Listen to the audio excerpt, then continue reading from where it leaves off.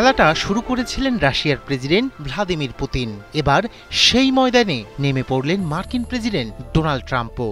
স্নায়ুযুদ্ধের মতো এক অঘোষিত যুদ্ধ খেলা। শক্তি প্রদর্শনের লড়াই পৌঁছে গেছে পারমাণবিক অস্ত্র পর্যন্ত।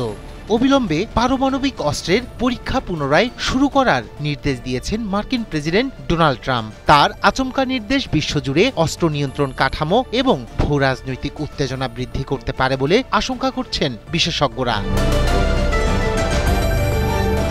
ডুমসডে বা মহাপ্রলয় দিবস আনতে সক্ষম এমন সীমাহীন পাল্লার পারমাণবিক ক্ষেপণাস্ত্রের পরীক্ষা চালানোর ঘোষণা কয়েকদিন আগেই দিয়েছিলেন ভ্লাদিমির পুতিন। সেখানেই শেষ নয়। স্কিন শুষ্ক রুক্ষ হয়ে যাবে বলে কি বাইরে যাবে না?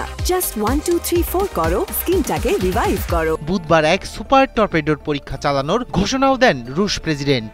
এই টর্পেডো পারমাণবিক অস্ত্র বহনে সক্ষম, কোনো প্রতিরক্ষা ব্যবস্থাই একে আটকাতে পারবে না বলে দাবি করেন পুতিন। অন্যদিকে একের পর এক ক্ষেপণাস্ত্র পরীক্ষা চালাচ্ছে উত্তর কোরিয়া। নিজেদেরকে আনুষ্ঠানিকভাবে পারমাণবিক শক্তিশালী দেশ হিসেবে প্রমাণ করতে কোনো কসুর করছেন না কিম জং উন। ফলে আর হাত গুটিয়ে বসে থাকতে চাইছেন না মার্কিন প্রেসিডেন্ট। প্রতিপক্ষকে ঘায়েল করতে মাঠে নেমে পড়েছেন তিনিও। দিয়েছেন এক নজিরবিহীন নির্দেশনা, বলেছেন তার হাতে আর কোনো বিকল্প নেই। প্রতিপক্ষরাই তাকে বাধ্য করছে মহা ঝুঁকিপূর্ণ এই খেলার ময়দানে নামতে। ফলে বিশ্লেষকরা মনে করছেন পরমাণু যুদ্ধের দিকেই আগাচ্ছে বিশ্ব। চীন এবং রাশিয়ার সঙ্গে পাল্লা দিতে পেন্টাগনকে অবিলম্বে পারমাণবিক অস্ত্রের পরীক্ষা পুনরায় শুরু করার নির্দেশ দিয়েছেন প্রেসিডেন্ট ডোনাল্ড ট্রাম্প। 1992 সালের পর এই প্রথমবার ফের পারমাণবিক অস্ত্র পরীক্ষার পথে হাঁটতে চলেছে আমেরিকা।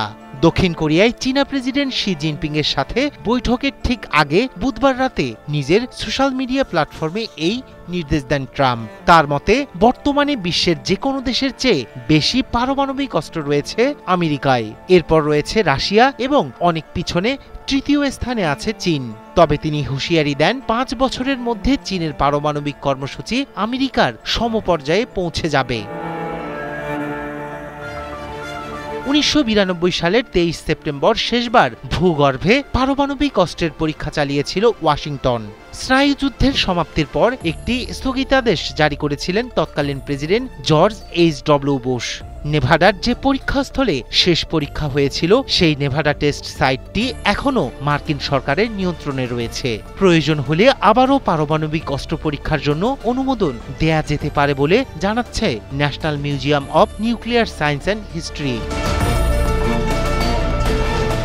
তবে ট্রাম্প তার পোস্টে এই পরীক্ষাগুলো কিভাবে পরিচালিত হবে সে বিষয়ে কোনো বিস্তারিত তথ্য দেননি। তার এই আচমকা নির্দেশ বিশ্বজুড়ে অস্ত্র নিয়ন্ত্রণ কাঠামো এবং ভূরাজনৈতিক উত্তেজনা বৃদ্ধি করতে পারে বলে আশঙ্কা প্রকাশ করছেন বিশেষজ্ঞরা। রায়হান কবির শুভ্র, ৭১।